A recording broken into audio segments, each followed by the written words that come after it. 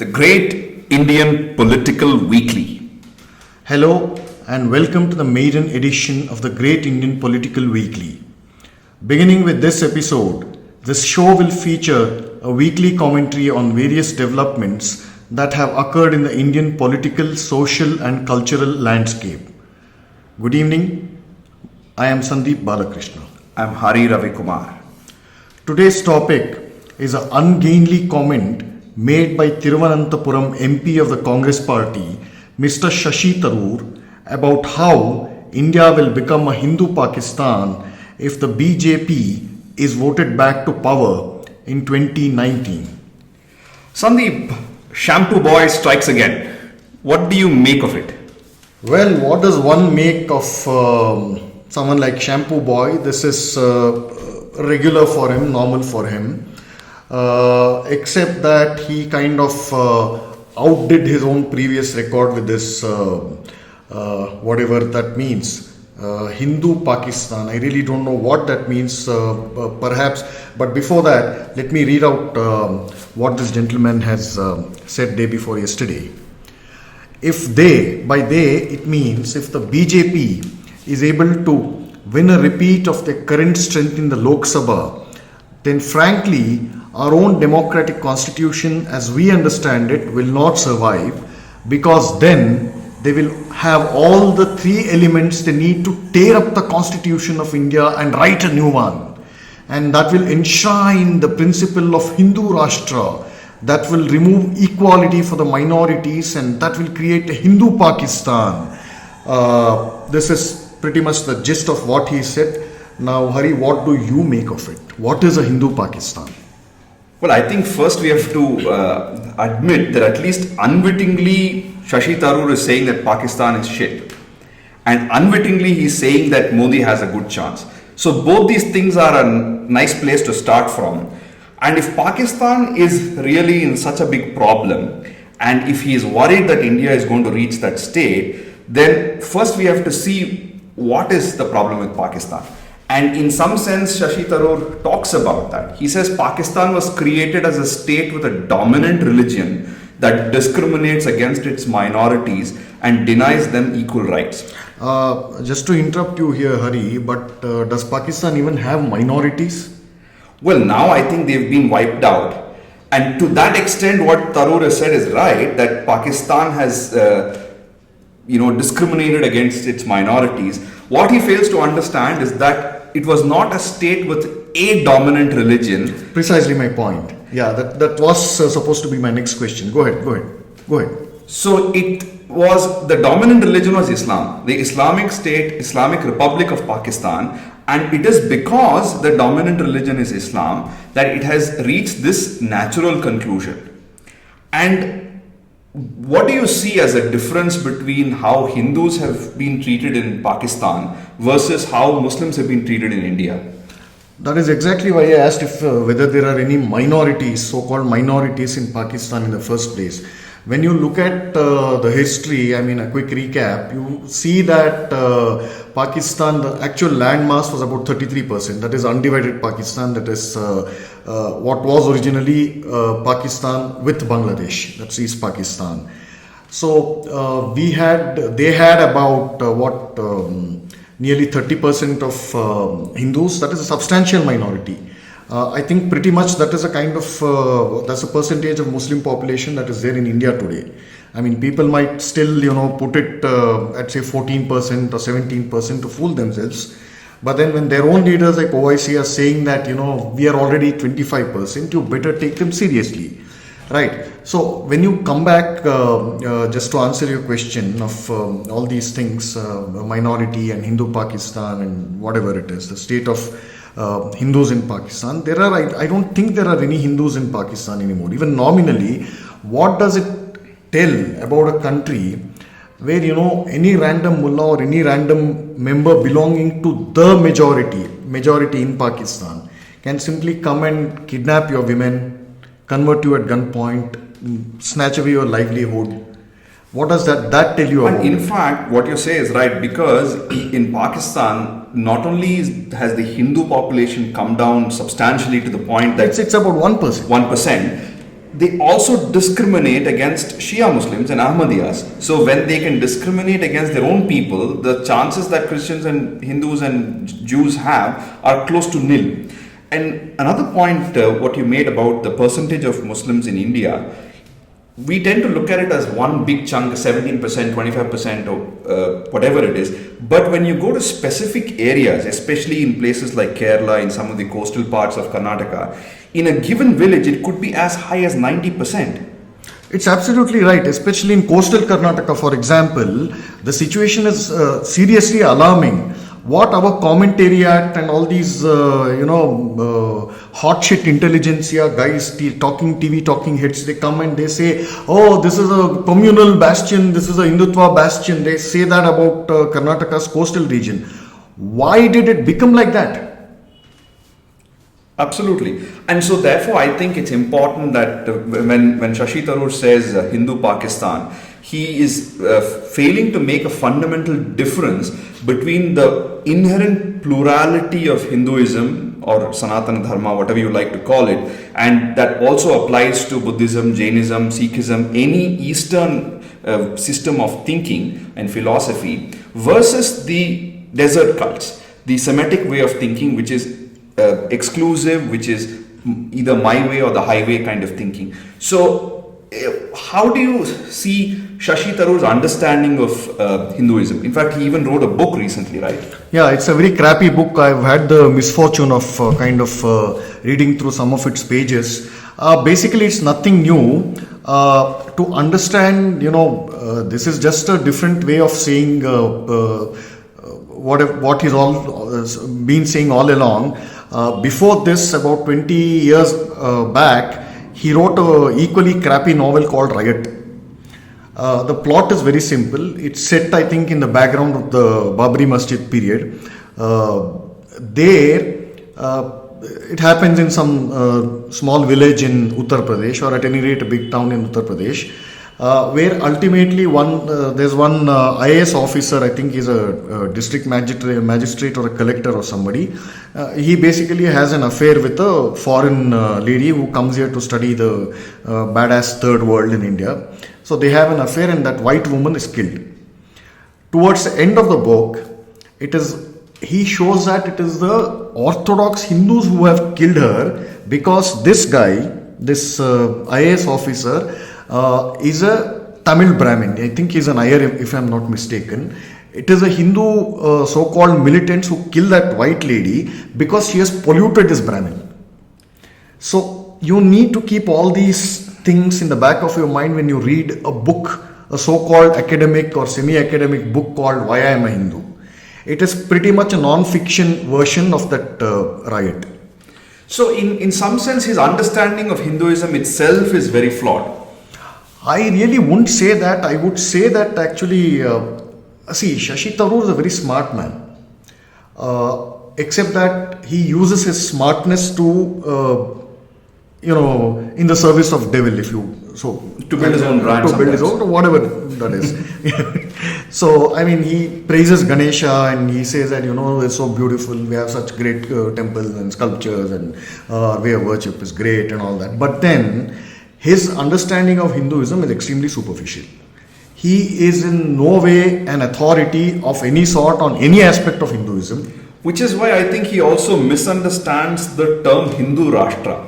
He says that, the BJP RSS idea of Hindu Rashtra is a mirror image of Pakistan, and, that they want to put the minorities in a subordinate place and so on.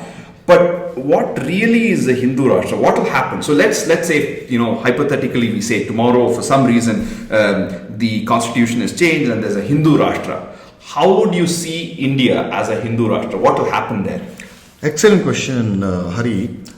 A Hindu Rashtra is something, by your own, whatever you gave out this hypothetical scenario, a Hindu Rashtra will be something like the Vijayanagar Empire under its glory. Maybe it's under Praudadevaraya the second, or Krishnadevaraya, the greatest ruler. That is an ideal Hindu Rashtra. Nobody is discriminated against. You have economic prosperity, you have military power. Your enemies will think 10 times before even looking at you with evil eyes. and literally the land is full of milk and honey. This is a true definition of a Hindu Rashtra as contrasted with a Muslim state. Today's you have about 50 odd Muslim states. You can look at the conditions there. No Muslim country is at peace with itself. Forget others. Absolutely. I think that when we look at, especially when we contrast the kind of comfort and support that Muslims get in India and in Europe and US, and when you see that in light of how non-Muslims are treated in the Middle East and many of the Islamic countries, there is a lot to bridge this gap. There is a lot to be done in the Muslim world to ensure that their minorities are safe. Because, for example, like we were discussing the other day, that there is a lot of comfort zone that Muslims have in India, and rightly so. Their personal law is intact and they benefit from Hindu magnanimity. And another thing, the flip side, the other side of the story is that they effectively play the victim card whenever they want to get something done. And that is worrisome. Actually, there are a couple of threads, and this is an excellent point you've brought up. There are a couple of threads out here. You cut back to the days of partition. Immediately after partition, the Muslims were filled with an enormous sense of collective guilt. Bollywood is the most visible example of that.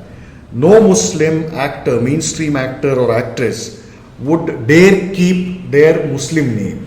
So what is Madhubala's original name? Nobody knows. Madhubala is a proper Sanskritic, it's a beautiful name. Meena Kumari, Dilip Kumar. It was not until the advent of all these Khans and several others before that, but they were all largely minor stars, but not these multi-billion filthy rich private jet setting stars like all these Shah Rukh Khan and Amir Khan and the rest of those guys. So going back to the point, they were filled with an enormous sense of collective guilt.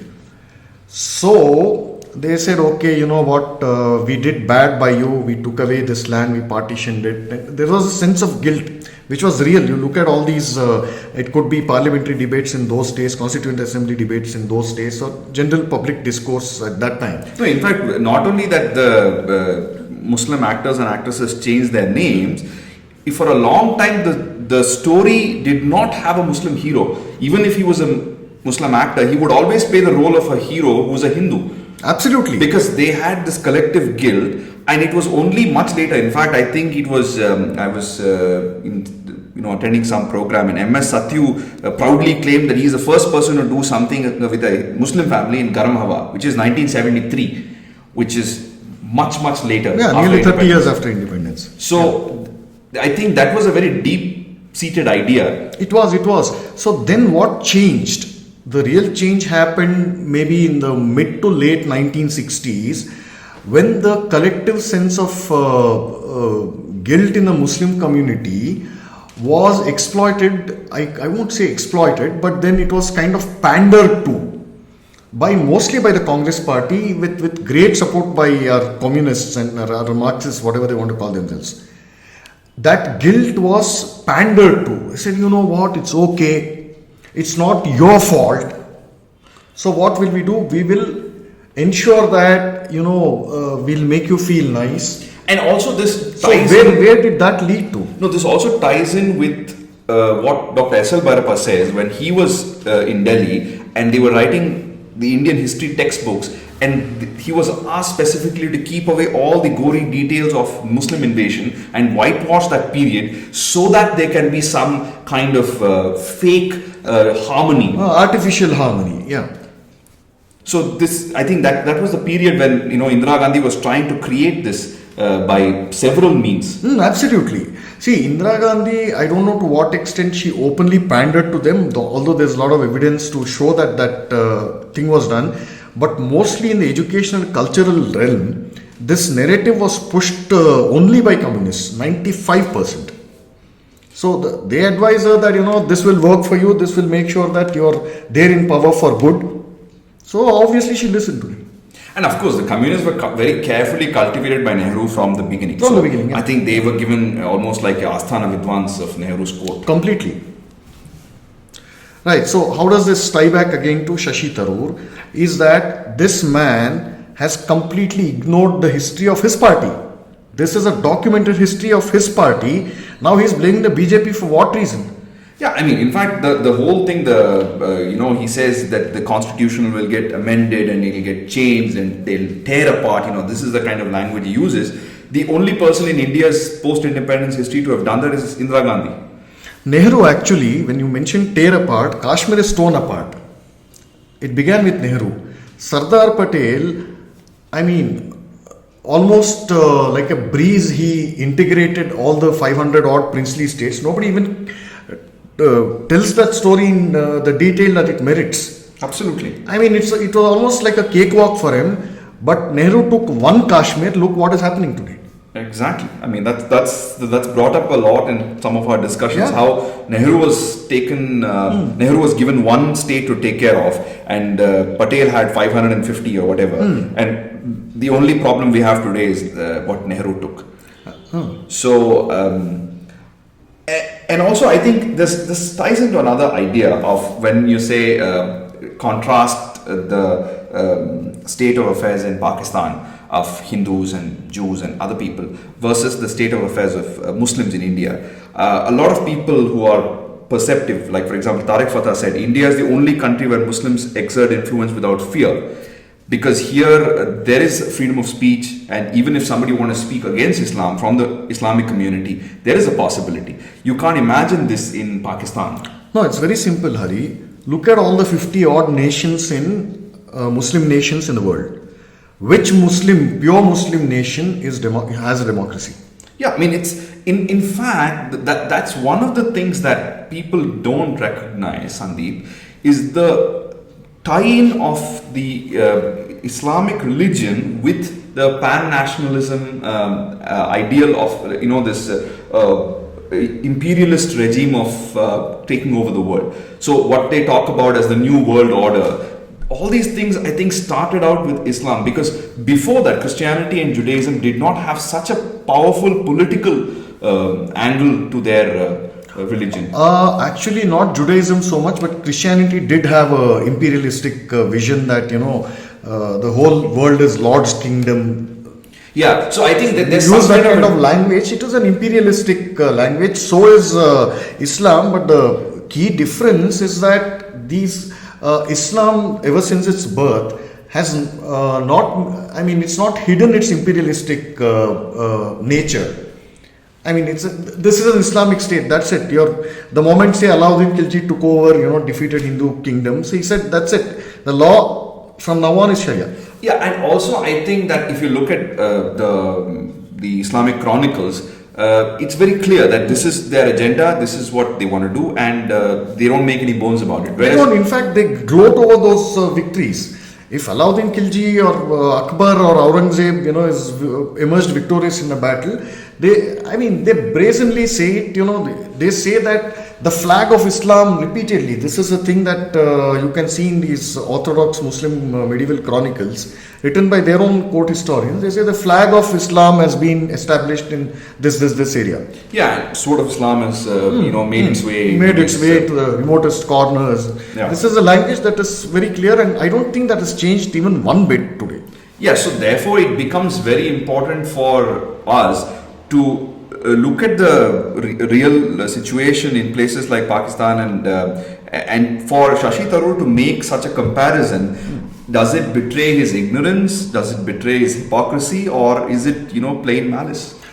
No, he's been entirely consistent to his the colors of Congress party, which used to be red. Now it's a mixture of red and green.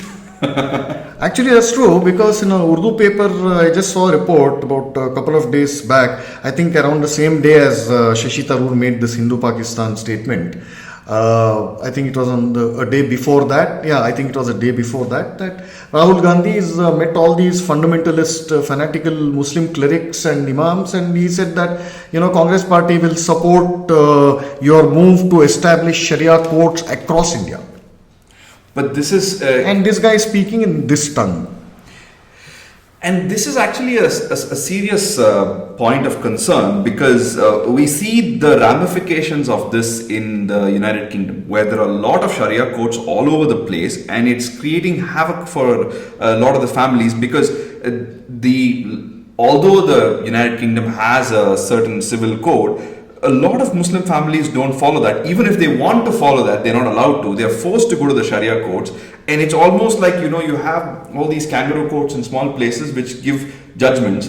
And that is the law as far as those families are concerned. So even though these people, a lot of Muslims who came out of Saudi Arabia and other places, Pakistan, to settle in the UK, to run away from their regimes, and what do they find? What do they get? The same thing in a different form, except that you're taking a tube to get to the Sharia court instead of and the roads are wider and cleaner. And you're not taking a camel, so that's the only difference. Or a donkey in Pakistan. Or a donkey. Exactly. So this is the same Shashi Tharoor who goes to the same London, to the same UK, and gives lectures about repatriation and how the great British traditions. Melanie Phillips wrote this warning book. It's scary that she wrote that in 2003 or 6. Londonistan. It's damn scary. It's everything that she's told has come true it's a living nightmare actually. Yeah, and also, so the thing is, like when you say, I'm going to let people do Sharia courts and all this, it's actually taking us back by a huge step, because what the Modi government has done with trying to abolish triple talaq and try to give more rights to Muslim women is now ricocheting. If this is the way they are thinking, it's going to take India back to, I don't know, maybe 50 years, 100 years if they do this kind of thing. Oh, absolutely, absolutely. There's no justification. Actually, if they're serious about implementing Sharia courts, let them do this. Okay. Anyway, they still abide by their whatever Muslim personal law in case of Shah Bano and all that, in civil disputes, marital domestic disputes. So in Sharia law, why don't they apply the criminal justice system for Muslim criminals according to Sharia courts? That's what is happening in Saudi Arabia. Yeah, because it's not convenient, and it will suddenly raise up serious questions. Because what happens with people like Rahul Gandhi's, they just been told and fed some information, and they are just the face of it. Obviously, he can't think for himself. More scary. That's more scary. Actually, good you brought up this guy's Rahul Gandhi's name, because let's be honest here, totally honest here. I won't employ him in my company. Would you? No, absolutely not. He has not distinguished himself in any field. He can't, for a politician, for an MP of whatever 15 years, he has not distinguished himself for anything at all. He can't even read out a pre-written speech. Absolutely, and so you have people like Shashi Tharoor batting for him. No, that's the surprising thing. In fact, in the way the Congress has degenerated over the last 70, 80 years, you have a set of people in the top who are absolutely incompetent, and you have a bunch of psychopaths who are actually quite competent but batting for these people for reasons best known to them. Because you see people like Jairam Ramesh, Kapil Sibal, Mani Shankar Iyer. Mani Shankar Iyer is not a good example. I won't put him in that category. But what I'm saying is he's definitely smarter than Rahul Gandhi. Oh well, yeah. See, that's not a standard, Hari. Rahul Gandhi is not a standard for anything. No, my point was really that you have these smart people who are batting for Rahul Gandhi and probably in private are making jokes about him. Absolutely, not probably. So certainly. What makes them do that? What motivates them? Survival? Yeah, possibly. Survival? They can't come this side, they can't come to BJP. There are no regional parties which will employ them. You think a DMK would be comfortable with this English speaking, whatever, tomboys, whatever that guy is, Shashi Tharoor. Also, what has happened now is several of the regional parties have struggling lost for survival. They're struggling their for identity. Now, you were mentioning the other day that Mayawati has wound up the election organization. So a lot of regional parties are disappearing. So in that way, of course, they don't have any options to move out even if they want to. And now, so there is this, I think, a kind of a mixture of malice and hypocrisy and also psychophancy and you name it, all self-serving tendencies. All the nice words. But otherwise, without this Rahul Gandhi, whatever token brand dynasty, the glue that supposedly holds them together. Where is Manmohan Singh? He's supposed to be your former prime minister. Where is he? Yeah, he just comes once in a while and says, "Oh, this is not okay." Or, like for example, Hamid Ansari was basically a stooge of the Congress, now saying that, "Oh, Shashi Tharoor is making sense." So, very irresponsible. And, and the best part is, of course, the Congress is using this as some kind of a jumping board to say something nasty about Modi. And what does Shashi Tharoor say after all this? I will say it again. Yeah, he can say it any number of times he wants, but the outcome won't change. We'll make another podcast if he says it again. Yeah, and he hasn't apologized, or he hasn't seen the need to apologize, which is what is scary. Well, that see, Congress Party, it's true to, it's consistent with the Congress Party's DNA that hum Raja hai, we are above the law. Mallikarjun Kharge actually said something to that effect last week, I think, talking outside some court of parliament, that you should be thankful to the Congress Party because for last 70 years, ever since we got independence, we have ensured that we have allowed democracy to function in India. Yeah. I mean, that's ridiculous, right? So Shashi Tharoor not apologizing is, I mean, it is the other side of that same coin. That whole sickening entitlement mentality, right? Absolutely, and I think that as long as we have people like this on the one side, there will be no dearth of entertainment. Totally. But taken a little more seriously, we will have to really contemplate. The Indian people have to think whether these are the kind of people we want to see as leaders who are making irresponsible statements. And Manishankar Iyer even went to Pakistan and said you must overthrow Modi. So this is just a statement, but here it's almost, I think, kind of treason. No, exactly, man. I mean, imagine putting power in the hands of such people. Absolutely, it's just that's. I mean, I'm scared shitless. You look at all these. That's why these buggers become important, because when they say this with such brazenness, they mean every word of it. Yeah, so what is really scary is not Modi coming back to power, because that will just mean that there will be more development and certain good things, and also certain silly comments by his MPs for whatever reason. That doesn't matter. These people coming to power basically means that, one, you're going back 50, 60 years because of the pandering to medieval ideas, and not only that, it's also going to mean that they're going to be willing to just sell the country if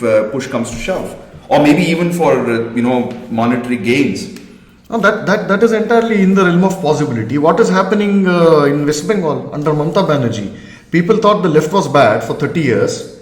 This woman has overtaken their record and outpaced those guys by within just less than 10 years, man. Absolutely, yeah. She's turned out to be an absolute monster. Yeah, you thought the left was bad. And whose DNA runs in Mamata Banerjee's blood? She was a former Indian National Congress Party leader. Absolutely, I think it's some. Where do these guys learn their politics from? From the mothership. Absolutely, I think that's really, I mean, something to think about and see the kind of dangers. And in one sense, to wrap it up, I think I would like to mention what Modi said about Congress Mukt Bharat.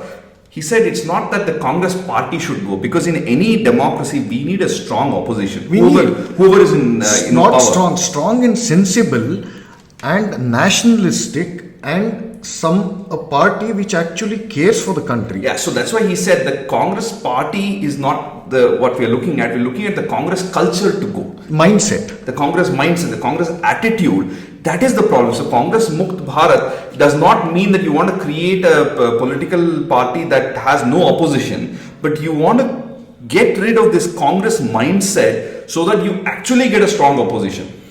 Which is, fair, sensibly placed by the rules. It doesn't do this. Okay, so according to Shashi Tharoor, his idea of, kind of reviving the Congress party's fortunes is to do more of the same thing that got them to 44 seats in the first place. Yeah, exactly. So if socialism doesn't work, what is the solution? Give more socialism. Yeah. This is like homeopathy almost, Lesser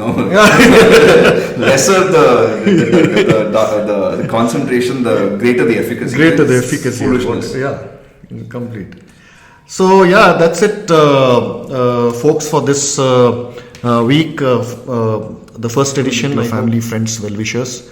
On that note, I am signing off. Sandeep Balakrishna. Hari Ravi Kumar. Thank you.